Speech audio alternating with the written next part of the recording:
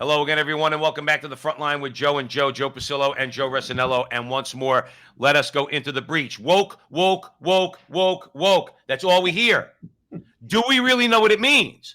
I mean, again, we hear it out in the culture, we hear it in the media and everything else. But what does it mean to be woke? Why should it concern us? Not just as Catholics, but also as Americans.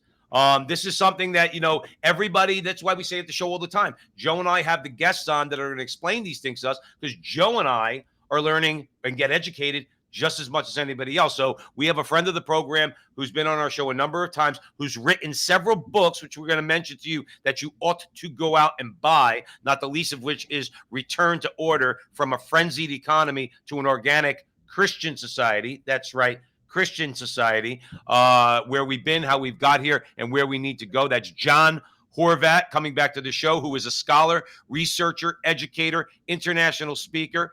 He's the author of the book I just mentioned. His writings have appeared worldwide, including the Wall Street Journal, Fox News, Christian Post, the Washington Times, ABC, Crisis, LifeSite News, and C-SPAN. And for more than 2 decades, he's been researching and writing about the socio-economic crisis in the United States. Jon Horvat, welcome back to the front line with Joe and Joe, brother.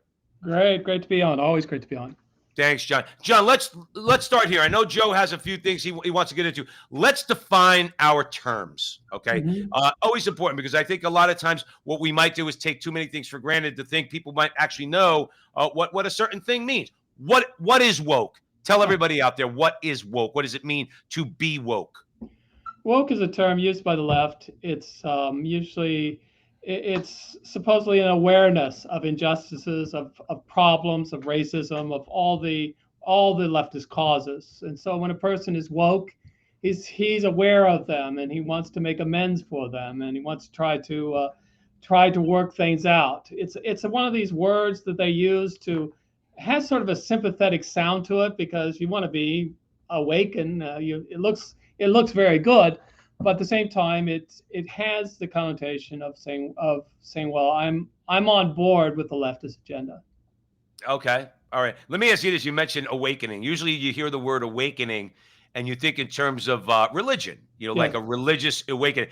Do you think there's almost like a little bit of I don't want to use the word demonic, but a little nefarious thing going on? In other words, kind of like trying to say, well, religious people get awakened and Mm-hmm. godless people get woke. Am I Yep. am I am I making sense there, Jon? Yeah, definitely has that connotation, because there is a spiritual element in it. And if you look at the people who are involved in the woke things, they will allude to certain spiritual things, and some of them are pretty into the occult. There are some are even into the cult. Others are more Christian, between quotes, social justice people, but they definitely want to include that aspect of the spiritual, because it is very attractive, and people are very attracted to it. People are not attracted by atheism. That's right. Joe Resinello.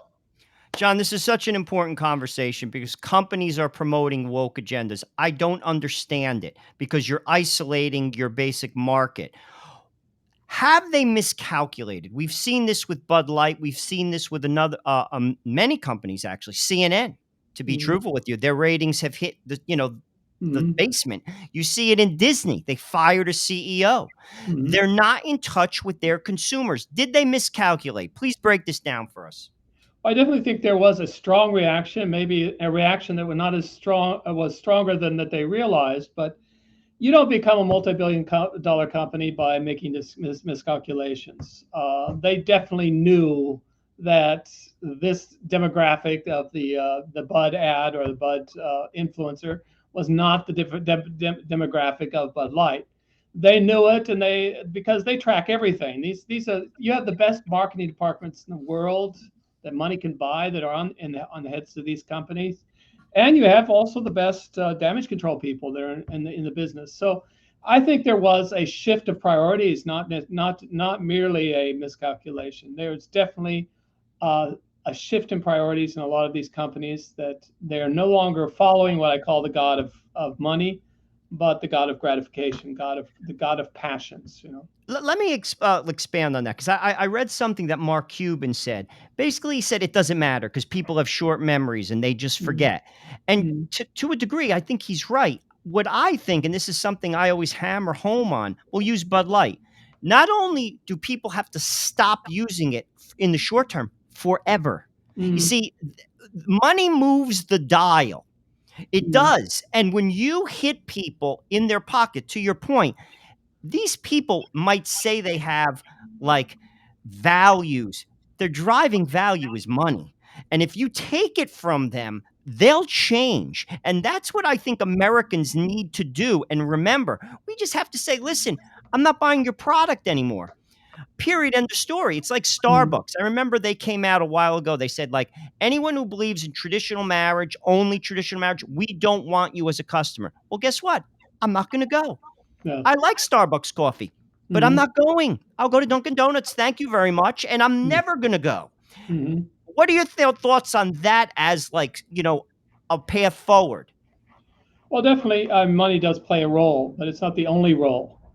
And the Marxist mentality likes to see everything through the prism of money, and so everything is explained by money. A lot can be explained by money, but a lot can also be explained by the moral problems, the moral issues, the spiritual issues that are more than money. So that some of these companies, they do these things, but they do them not because of money reasons, but because of moral reasons.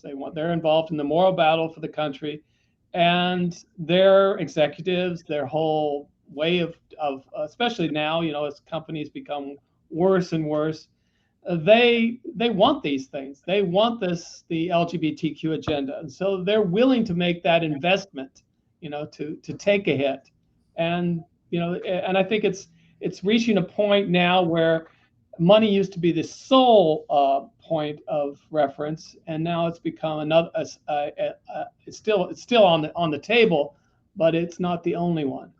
John, It's Yes. John, let me ask you this. If you're just joining us here at the front line with Joe and Joe, we're being joined by Jon Horvat. He written an article recently. Why do companies promote the woke agenda? You can read the full article. John, correct me. TFP, is it TFP.org? Yes, TFP.org or returntoorder.org. That article is there. Yeah, it's if you just search for it. All right, and we're obviously covering that, and we're having a typical Joe and Joe conversation, probably getting in too much trouble, but who cares? With Jon Horvat. John, let me ask you this. Try to follow me here, okay? And I remember watching the movie, the X Files, okay, when it came Mhm. out. I was always struck by a conversation. I'm not going to get into much, but two of the oligarch New World Order type characters, all right, they know, they have inside knowledge. There's about to be an alien invasion, all right, that they've seen for a long time. And the one oligarch says to the other, he says, we have to ensure our position in the new order. Now, I Mhm. want you to follow where I'm going with this. You guys were just talking about money. And I always think about this because I'm old school. Capitalism means you worry about a profit. You don't Yes. alienate any segment. If I Right. sell pizzas, you come into my pizzeria. I don't care if you're gay. I don't care if you're. I don't even ask. I Right. ask, what do you want, pepperoni or sausage? All right, and I Right. try to make the best product, provide the best service, and make a Mhm. profit. To me, that's the way business should be done. However, and that's the way to ensure if you have a good product, you're making the most money and the most profit. Now, where am I going with this? Is there a new order coming? You see China with its social credit system. Supposedly, they're a capitalist, John. You know that, right? At Mhm. least that's Yeah. what Harvard tells us. They're capitalists. They're not communist anymore. Yet Mhm. the people don't have any political freedom. They have a social credit system. You don't speak the right way. You don't think the right way. You don't get to put food on the table. Nigel Farage just got canceled by Coots, Mhm. all right, Right. and 9 other banks because he doesn't talk the right way and think the right way. Are they simply seeking to ensure their position and what they think or what they're confident is going to be a new world order with the Chinese Communist Party model being Mhm. imposed on the rest of the world? So you understand where I'm going with that, John? Break that down and tell me if you agree, disagree. Yeah, I think you made a very good point because canceling people is not the way to get a good customer base. The old school, like you were speaking, is this customer's king. You know, you have to build trust with your customers, and you have to build your customer base, so that this new world order, let's say, is different in the sense that it says we determine what is the market. We determine what the customer wants and what the customer likes. And if you don't like it, well, there are not that many other options out there.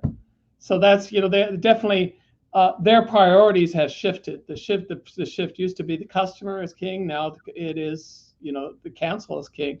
We and it's not necessarily. I would say it's not only, as I said, it's not only money before. It's not only power either. It's this idea of a society, a new society, not a power society, but a society in which gratification, which unbridled passions rule. And so this, total freedom, a total ability to define identity, to define who you are, what you reality.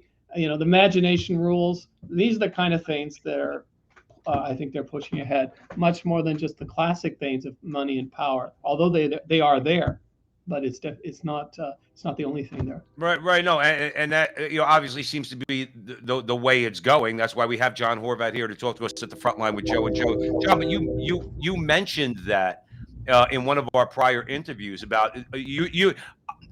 I was being a little bit more idealistic, thinking that maybe we should just really try to put the check on these rather large corporations, which I think you agreed with. But you talked about it's a good idea to have a mixed economy. You have big corporations, you have mid-sized, you have small companies, Yes. local economies. That's what you Yes. talked about in return to order.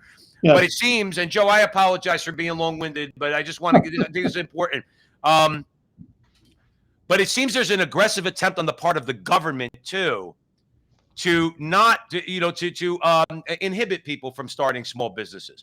Whether it be, and I will always go back to Obamacare. I thought that that's one of the main reasons why he brought that into existence, was to crush small businesses. So you can have this more corporatist / fascist system of big government, big labor, big corporations. Right. And you do that by crushing that local pizza owner, so that everybody's buying from Domino's and Yes. these rather large corporations. Do you see that that's the road that they necessarily need to go? Get rid of the small business and medium-sized business and just have these large corporations so that they're all in bed together.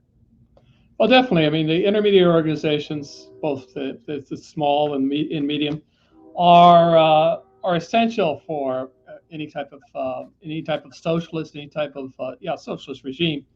And so the small owner is a very important part of the of any resistance to it, because the small owner is much more attuned to the right of private property.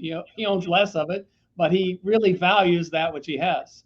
So definitely, just like the family is the unit that is a major obstacle for any type of socialist regime.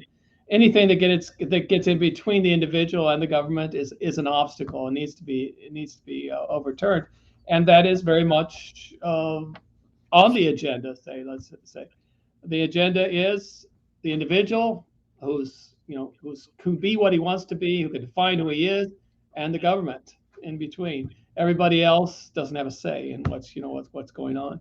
Yeah, particularly the church. And I mean, obviously, that's the first institution to go. And by the way, I'm going to hand it over to Joe, just so everybody understands out there. Apple is currently over $3 trillion company. If you don't think that that's a threat to your liberty, you better get your head out of the sand. Joe Resinello.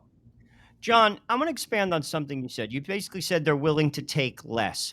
Now, if these were private companies, you have the liberty to do that, but they're not. They're public. Yes. What does that mean? That means they sell shares. That means they have a fiduciary obligation to their shareholders. Yeah. And that's not, to be honest with you, part of the arrangement.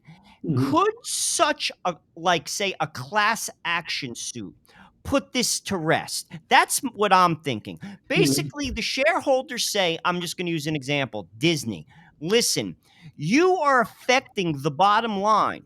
So we are going to put forth a class action suit. So all you lawyers out there, listen to what I'm saying. I'm giving you a tip.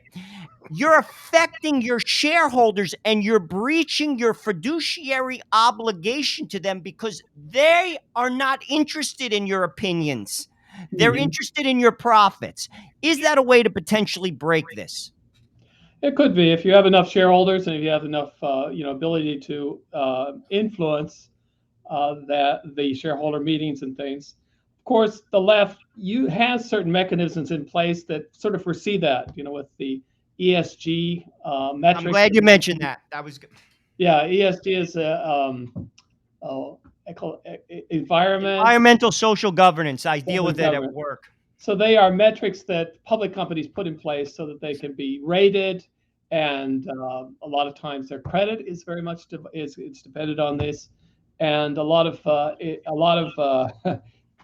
it can really force the companies to toe the line, and from the point of view of their own existence, and so they can have cover from their shareholders by saying, look, well, we'd like to do what make to think in terms of quarterly profits and this and that, but we also have to consider our ESG and the credits that are there.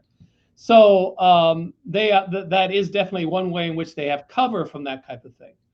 I'm actually very impressed and very encouraged by the backlash against ESG.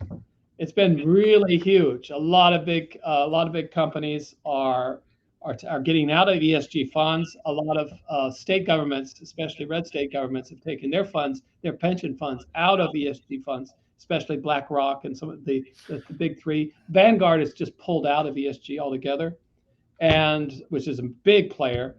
And just recently, Larry Fink from BlackRock, which has $12 trillion worth of assets that it puts on, that it invests. Larry Fink just said it's probably better not to use ESG, the term, anymore because it's been weaponized. So that pretty much is one way of saying we're not going to do ESG anymore. We'll find another way to do it. But that backlash really has had a very strong effect on these markets, and I think that's a positive thing, because if it weren't for the backlash, there would be nothing. There would be no obstacles. And now they're going to have to start all over again to find another mechanism, another vehicle to push this line, to push this agenda, and that takes time, and it's very discouraging from the point of view of the left. John, let me ask you this. Jon Horvat's joining us here at the front line with Joe and Joe. We're discussing John's recent article that he wrote, Why Do Companies Promote the Woke Agenda? John, let me ask you this. You just mentioned those things are examples of the free market at work, right? You don't like what a company's doing, you pull out your funds. There's a variety of reasons why you wouldn't do business with a particular company. In this case, BlackRock. BlackRock, by the way, which just announced recently, they're getting trillions of dollars more under management through it has to do with either municipal bonds or corporate bonds that they're going to be managing. And I watched their stock recently go from 650, I think it's 740 today. All right. But Larry Fink weaponized this. Yes. He didn't weaponize it.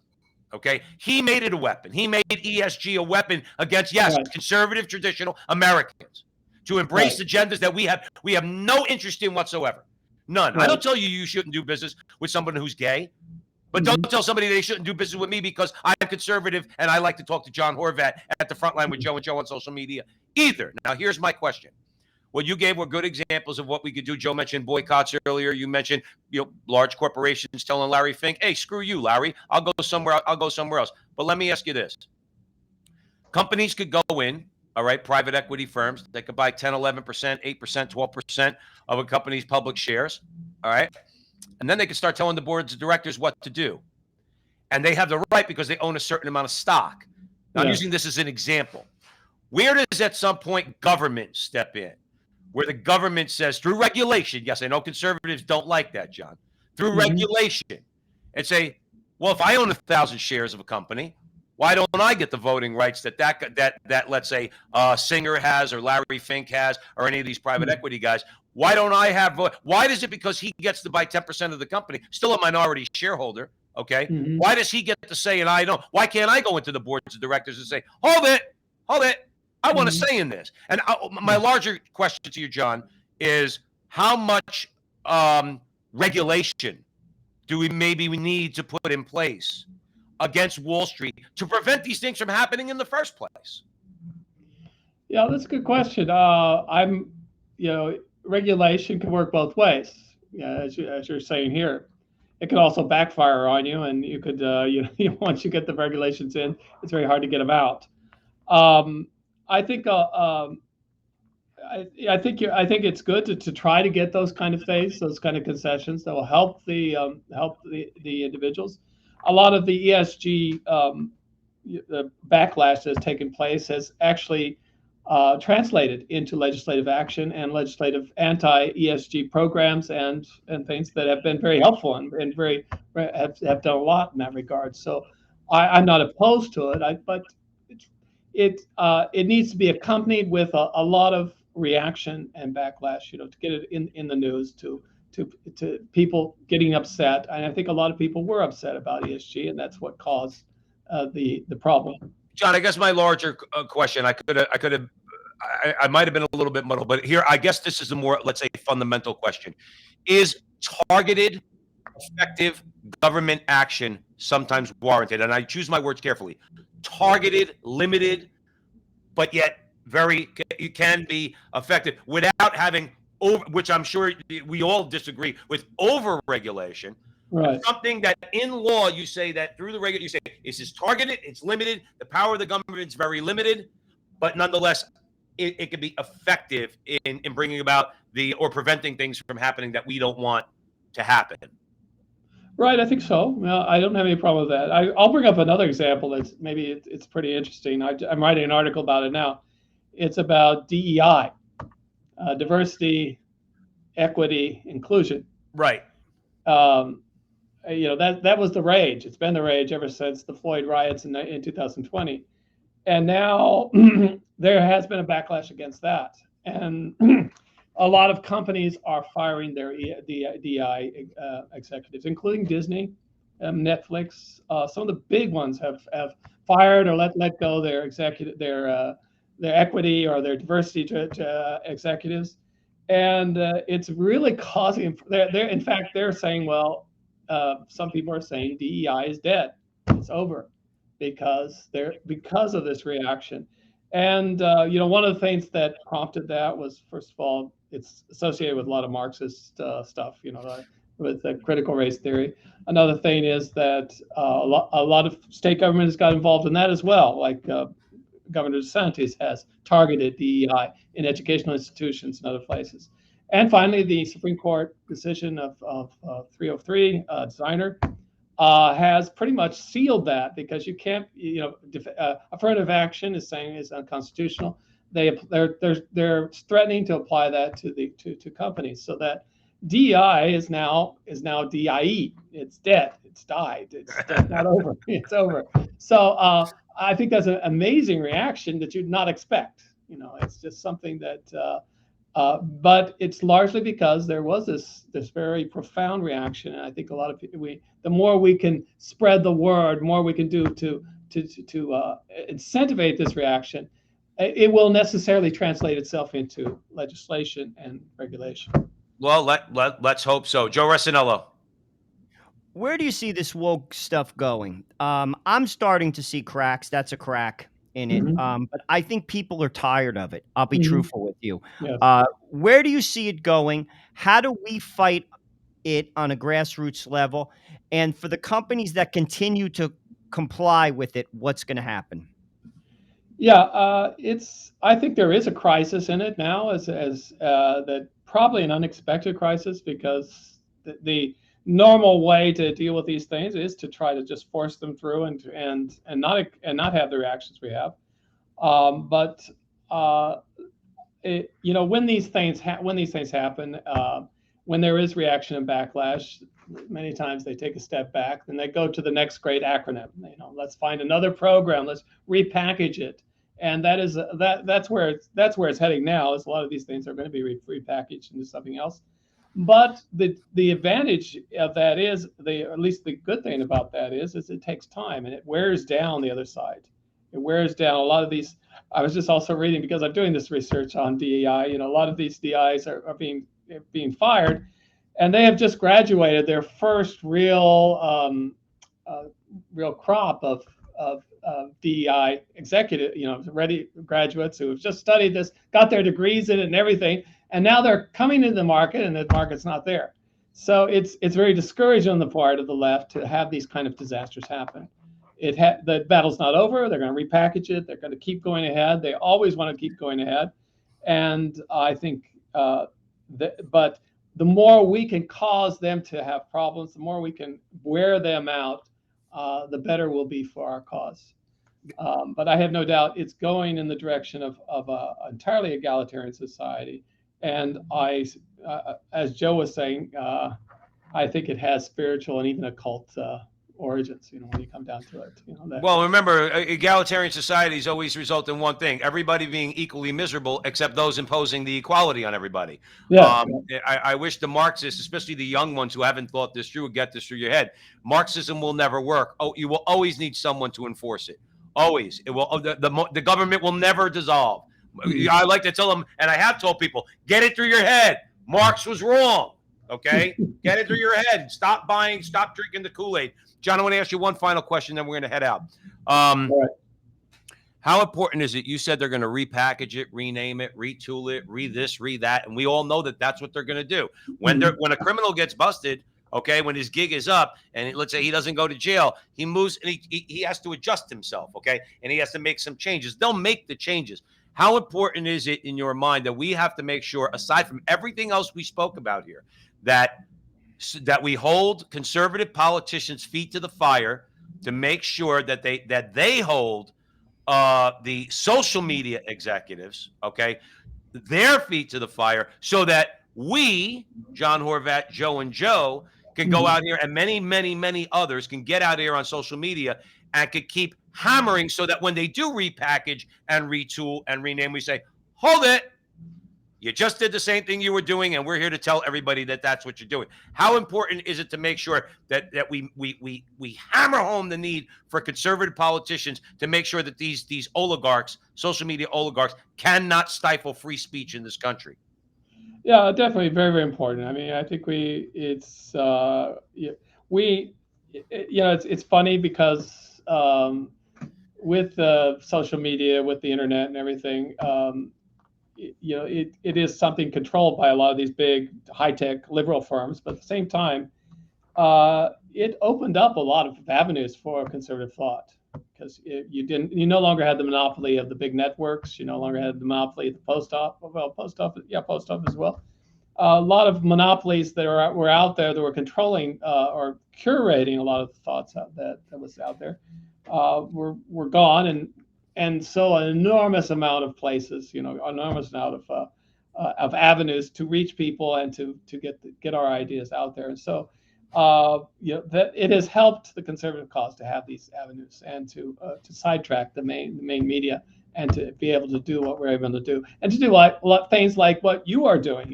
You're doing the Joe and Joe show would have not been possible, let's say, 50 years ago, and I think, in that sense, we just have to continue going. I mean, there are a lot of dangers. If they close down YouTube, if they close down this, they close down that. It definitely they're out there, but we do have a lot of options out there, and it has. We have to do everything possible to make sure those things stay open to us, because it is a way in which we get out there, and they can't really do too much against us. All right. Well, and that's what we have to go for. Joe, final thought, final comment. We got to go. Joe Rossinello. Just one thought, and real brief. WEF. People think it's conspiracy. It's not. They're a dangerous organization. World Economic Forum. Many of these thoughts are coming out of there. Just real briefly, your thoughts on it. If you ask me, I think it's the current scourge that the world is facing coming out of that organization. Where are the points to look at in terms of to be careful, and how much should we be paying attention to those messages, because those are the people that are pulling the levers? Yeah, the World Economic Forum it has anyone in woke companies and in executives. They're there. They're talking it over. They're doing things. I think it is a very important forum. and I have looked at it, and I haven't reported on it that much. I should probably do more, but it is a very important avenue. But at the same time, it is way up there, and where most people live their lives, there's a long there's a big interval, so a lot of people aren't. There's a lot. The things that are decided there have to go through a lot of processes before they affect us here. And so our fight is obviously with them, but also all those processes as well that can sidetrack them or torpedo them, like ESG and DEA. They were probably conceived there, and now they're not relevant anymore. Well, Jon, why do companies promote the woke agenda? That's the article you recently wrote. Tell our audience one more time where they could read that, and also we obviously always recommend folks read Return to Order: From a Frenzied Economy to an Organic Christian Society. Where could people find those things and everything you got going on? Okay, yeah, you can go to www.tfp.org. There a lot of all the op-eds and things that I've written are there in this article. Will be there. And go to returntoorder.org to get the book. You can find the book in various formats. It's in it's ebook, audiobook, paperback, hardback, all sorts of editions. So you can get it there. All right, Jon Horvat, thank you so much, as always, for joining us here at the Frontline with Joe and Joe. Jon, we always emphasize to people, again, we don't blow smoke. You have the knowledge that we all need. All right, that's why you're the scholar. We should listen to good scholars like you, so that we're equipped, so that we have eyes to see, and we can recognize problems and issues when they arise. We're so grateful for everything that you do, Jon. And as always, you know that you're welcome back here anytime, and we'll get in trouble and we'll mix it up again. So, Jon Horvat, thanks again for coming on. Okay, God bless. God bless you, Jon. We'll talk soon, brother.